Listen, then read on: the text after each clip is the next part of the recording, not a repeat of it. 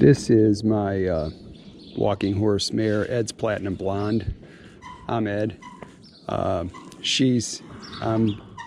put her back into, or put her into the traditional Hackamore.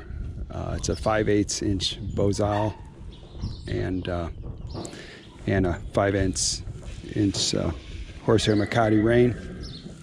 What I'm doing here, and this is the second time she's done this, okay? And the first time we just went over a pole and got a step here or there, that was it. What the whole point of this is, if you look at this, there's 5 poles, and it doesn't really matter, but we put 5 poles out. This is Pat Puckett's exercise, okay, that he showcases on his YouTube channel. And the idea of this is, you saw, if you go into her playlist, first off, all my horses, they're the videos that I recorded with them are under their registered name, okay? Because all registered names, and these are all my horses are purebred walking horses, so the registered names are kind of like social security numbers. They have to be unique. So I thought, well, let's use them as playlist titles. So hers is Ed's Platinum Blonde, and she's in that in her playlist has all her, not all, but I every time I record something, I put it in there, her video. And you'll see that I have a couple videos, I think 2 or 3, of teaching her this, trying to teach her this on the ground, okay, with a halter, a rope halter, and a lead rope. So now I'm doing this in the saddle with her. She's a very sensitive horse, and very light, very forward, kind of hot, you know. I love her. She's a great horse.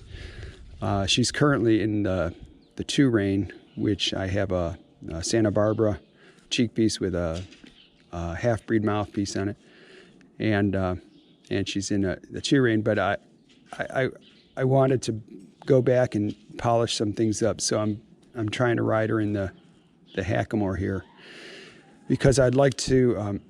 I think she'll be a good spade bit horse.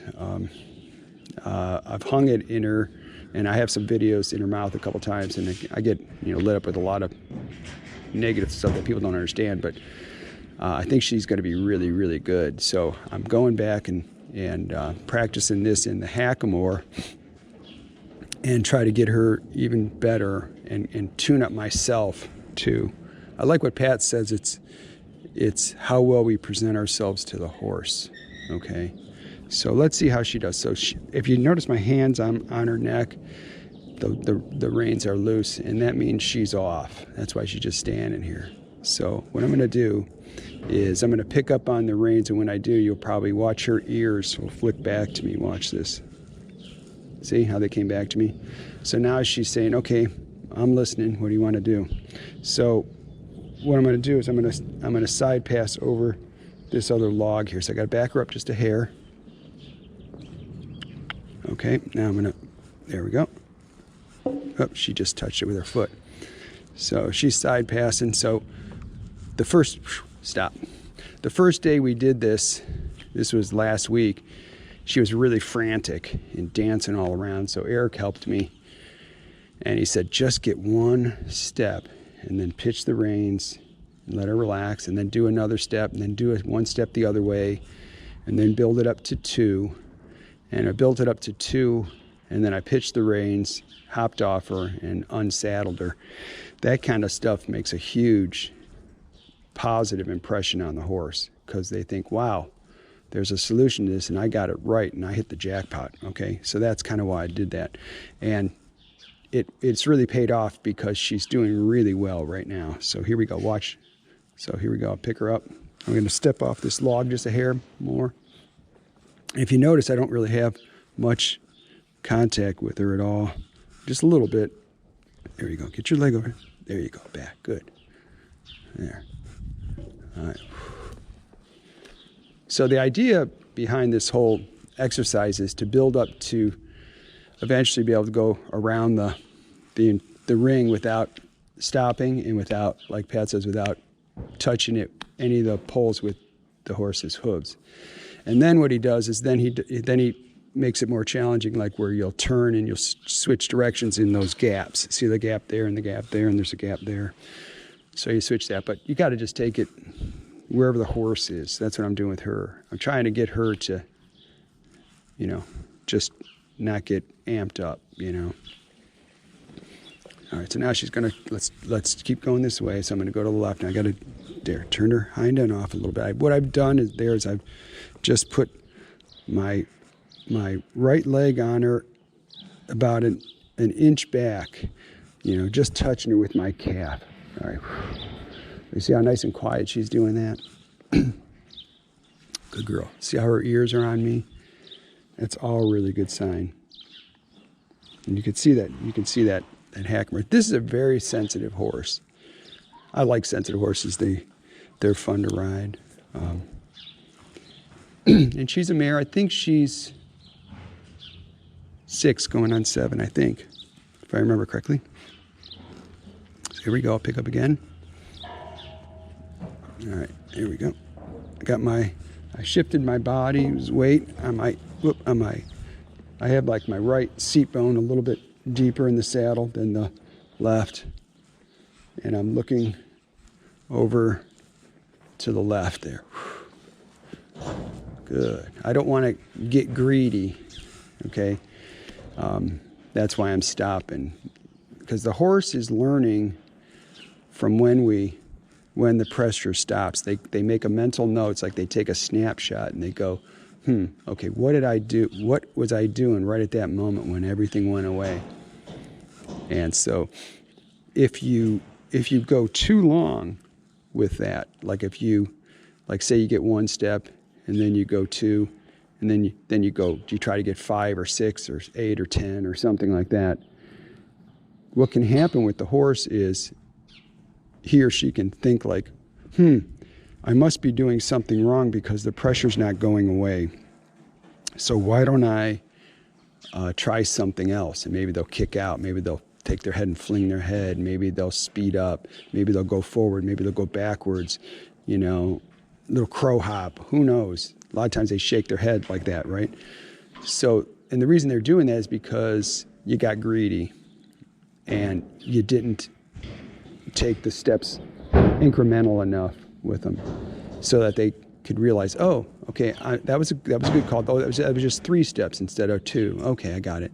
Okay, this next time is 3 steps. Okay, I got that. Okay, next time's 4. Oh, I get it. All right, so I just need to keep side passing when he, you know, presses his leg on me a little bit and shifts his body. And then they become real comfortable with it because they know that you're being real black and white with what's expected. And this is, everybody wants a horse that'll stand there too and not be all frantic. So you're kind of training a couple things at the same time. So here we go. I'm looking over my left shoulder a little bit, turning I gotta get her hind end over a little bit. Come on, there you go. There you go. Forward. There you go. Good. And I braked her with my left leg because she wanted to keep going. So I stopped her and said, no, you need to listen. It's not just automatic. Now see how she's yawning? Ears on me. She's yawning. She's relaxed. She's getting it now. She understands. This horse can really get up. This is what I say about Tennessee walking horses. Is I say they're similar to Spanish horses. They're more warm-blooded, and they can really get elevated. I think they're in temperament and athletic ability. I think they're very similar to Andalusians and PREs and Lusitanos and that kind of stuff, because they can get really elevated, you know, and ramp it up. Some horses can't, you know, but they really do. And they've got that gentle workhorse personality. So let's see if we can get her here. So there we go. I just got just a tiny bit of leg on her, and she's going. Now I'm gonna wrap her back a little. Got to back her up. If you see, I'm not doing my hands like in this. There, I'm gonna turn her hind end over. There you go. There you go, girl. You don't do both hands at the same time with this setup. See, I pitched it there. You don't do both hands at the same time. This is a one hand at a time sort of thing. So if you are backing up, you'll see my hands. But if you look really carefully, I'm going like this, you know, like this. So that's how these work. Nope, nope. See, she's anticipated me. I just shifted a little bit in the saddle, and she anticipated that we were going to do something. Okay, so what I'll do here is I'll pick up like this, turn her hind end over. There, get over, yeah, up, hind end. Nope, she flew out of there a little bit. There we go. She went over the pole. That's a mistake. It's all right. We'll get it better next time. Let's keep going here. I don't want to end on a mistake.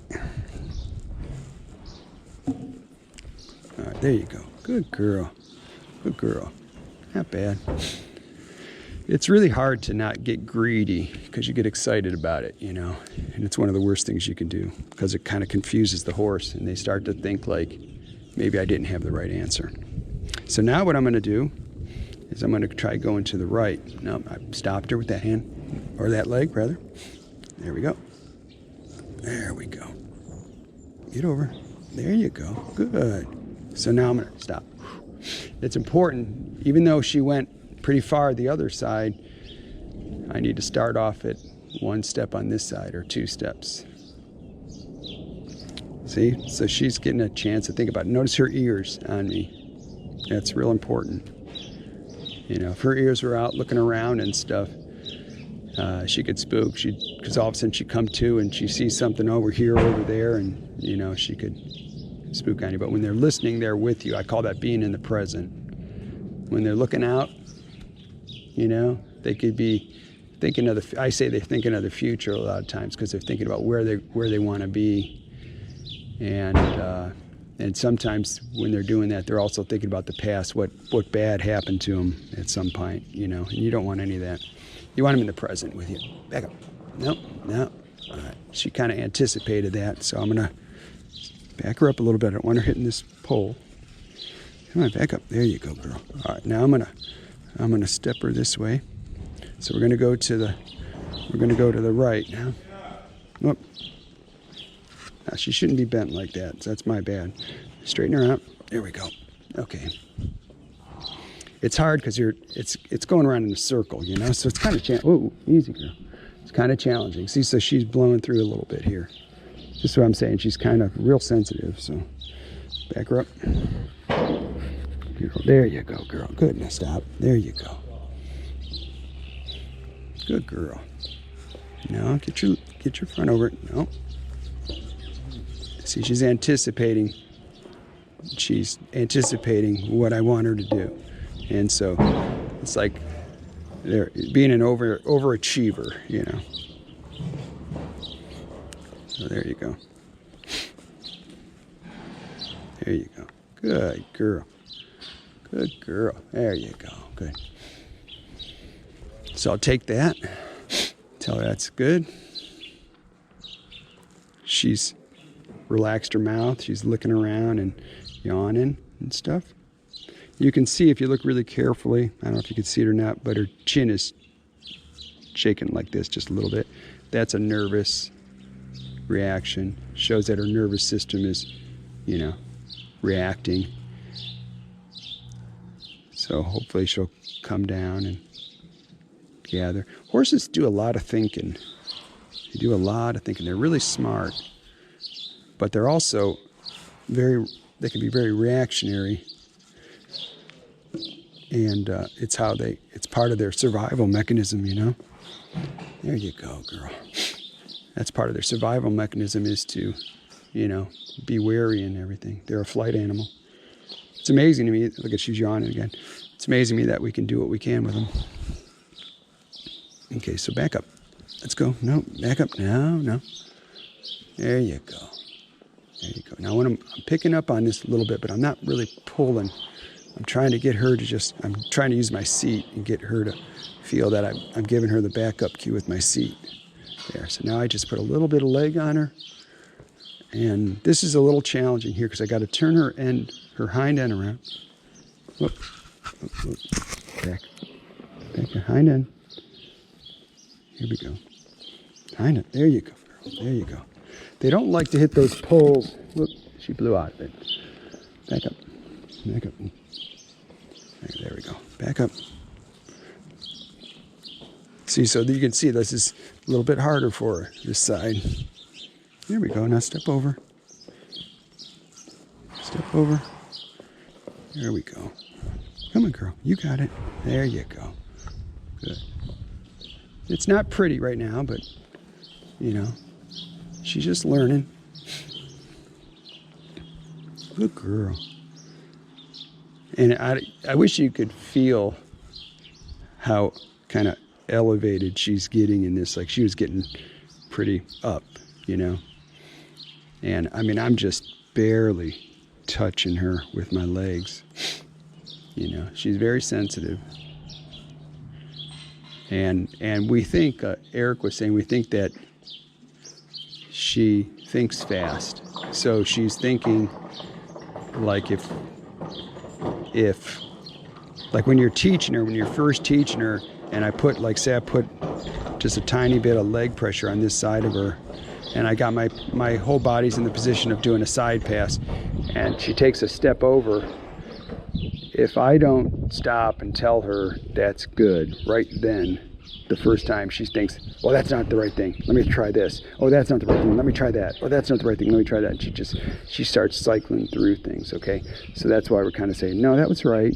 Just chill, relax, you got it. And then we do it again. Okay, take another step. See, that was right. And I throw the reins down. That was right. Good. Don't move. You got it. Then I go 2. And then I go 3. And then I may take a break, you know, with her. So just trying to get her to realize that she doesn't have to start frantically thinking of what she needs to do. Just needs to bring it down. I'll tell you, I'll try to be clear about it, and we'll be okay, you know. So here we go. Pick up on it.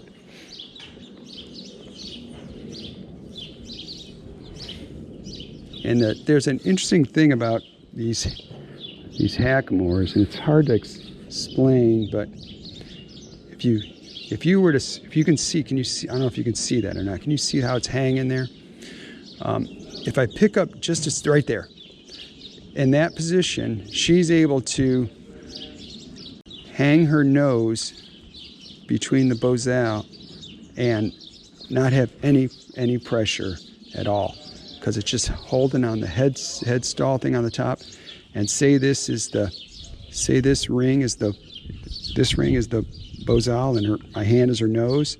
When I hold it in a certain position, it just floats there, okay? And there's no pressure on her nose, nothing. It's just floating, and she can find that. And this is a kind of situation where you have it in a schooling ride like this, where you can get kind of quiet and there's not a lot of distractions, and they can figure it out, you know, and find that. When you go out on the trail and stuff, that can change. Things can kind of go out the window as they get distracted and everything. But then they'll come back to you, and then you practice a little bit, and you know. So, like when she gets distracted and nervous, she'll bring her head way up, and if she's holding a bit, she'll just hold that bit in her mouth. She doesn't care. And then when she starts relaxing, she'll start bobbing her head like, hey, too much pressure, but she's the one putting it on. I'm not even, my reins are loose. And then she'll realize she's doing that, and she just relaxes and puts herself in the position that she wants to get. But that's the cool thing about this traditional hackamore, is it really sets him up to be a good bridle horse if you can get him doing this. So, and she falls into that. Like when I pick up on this, maybe she'll do it, we'll see. She may, when I pick up on these reins, she may drop her head a little bit, and when she does that, it's because I've picked up on the bottom part of the bozal, and it offers her the ability to bring her nose into that circle and just let it float there. Okay, this kind of riding is totally different than English ride, and I think a lot of German ride with full contact or some sort of contact. And we don't ride like that. You know, we ride with little or no contact, and then, you know, just different cues and stuff. So it's a different way of riding altogether. So see how she dropped her head? She's trying to find that herself. Right there, see how she dropped her head? So now I got to turn her rear end around. So I got my left leg on her a little bit. See how she's flipping her tail a little bit. I got my toe pointed out and I'm touching her with my calf. But she gets, like I said, she's real sensitive. So now, come on, get over. There you go. Get over. There you go. There you go. Okay, that, if you saw what I was doing, how I lifted up on the one side, we start that on the ground. You'll see in our videos, like where we'll come up, we'll lift the reins straight up and we'll look at their rear end, and that's the cue to disengage your hind end, okay? And so that's what I do. Now, as time goes on, that'll become more and more subtle to where I won't have to do that, but this helps her right now because when she's confused, she's looking for the answer. There you go. See how she dropped her head? So she's floating it between the bozal, you know. So it's just floating there. There you go, girl. Good girl. And see, she took a nice deep breath and exhaled. See how her eyes are pretty calm. Yeah, she's a little elevated. But for her, I mean, she's, like I said, she's a pretty up horse anyway. So, and so here we go. Let's try it again. Now what I'm going to do is I'm just going to take her out of there, and I'm going to go walk through the center of this one. You got it, girl. There you go. And I'm just going to, this is going to be off right here. Okay. So now she gets to be off. She's not thinking. She's going to side pass. And what I'll do is I'll take her out of this thing and I'll move her around a little bit and let her burn off any sort of, you know, pent up energy she might have. Okay, so now I got my right leg on her a little bit. Now I left it off. Now my left leg is slightly pushing her over to the rail. She's not listening. I'm gonna have to, I turn my toe out. Turn my toe out. There she goes. She moved over. So now I'll put a little leg on her, both legs.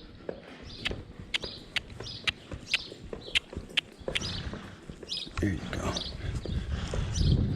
And now see how she's brought her head up. Okay, see her head's up. Now it's down. When they get their head up, they get bothered. It's a sign of being bothered, you know. When they drop it a little bit. I'm not talking about a peanut pusher. I'm not talking about dropping it like a peanut pusher. I'm just talking about just dropping it a little bit and being relaxed. Their head should be, how I understand it, for a ranch horse, should be above the withers. You know, so they can do athletic movements and stuff. But you don't want it, you know, cranked all the way up and where their eyes are bugging out of their head and their nose is up in the air. So now I'm just steering her in between these gaps and stuff, and I'll mix it up. Get over. There you go. Good girl. So I'll go to the right here this time. So now see how my hands weren't doing much of anything. What I can tell, it might be hard to see, but what I can tell you is okay, like when I'm going to go to the left here, I put the right rein on her neck just a hair, and if she wouldn't have bent her head over a little bit and her nose, I would have just picked up on that rein just a hair to help her. I wouldn't have pulled on it because that would twist her head out of whack like that. So by just lifting up on it, she was able to turn her head like this without, basically her ear stayed level. Like I wouldn't pull her like that. Now I would if for some reason the horse freaked out and I had to shut it down for safety reasons for the horse and myself, then I would just take its head away like that. But as a course of action, you want to just pick up on it lightly so they don't throw their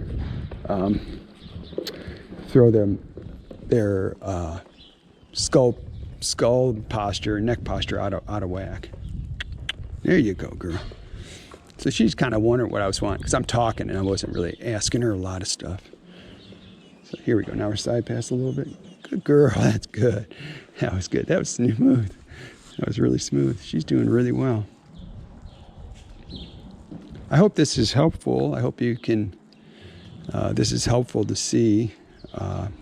I like it. I like it from, well, I can shoot these videos without a lot of help, and I like doing that. But I also like it for myself because I can see, this is what I see when I'm riding the horse, you know, and what you see when you're riding the horse.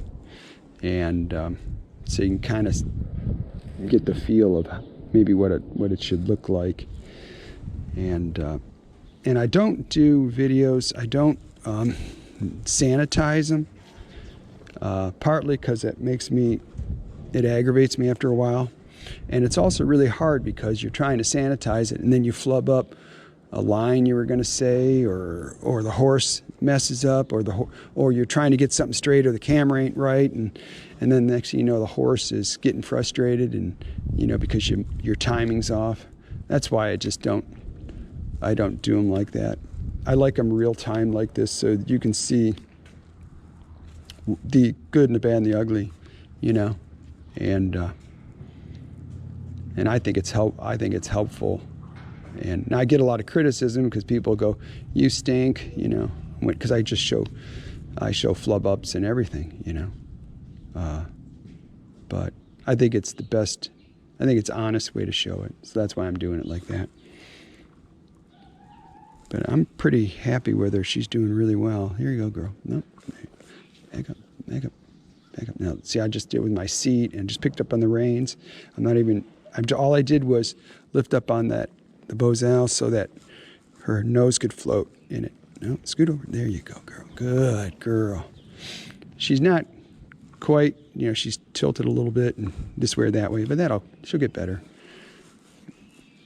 I'll get better, you know. A lot of it's me and my timing and my body position and everything too. It's not just her. So, like Pat says, how good can you present yourself to your horse? That's what I'm trying to do. Well, I hope you enjoy this. Thanks for watching. Should people subscribe? They should. Hey, smash that like button and subscribe. Hit that notification bell. Thanks for watching.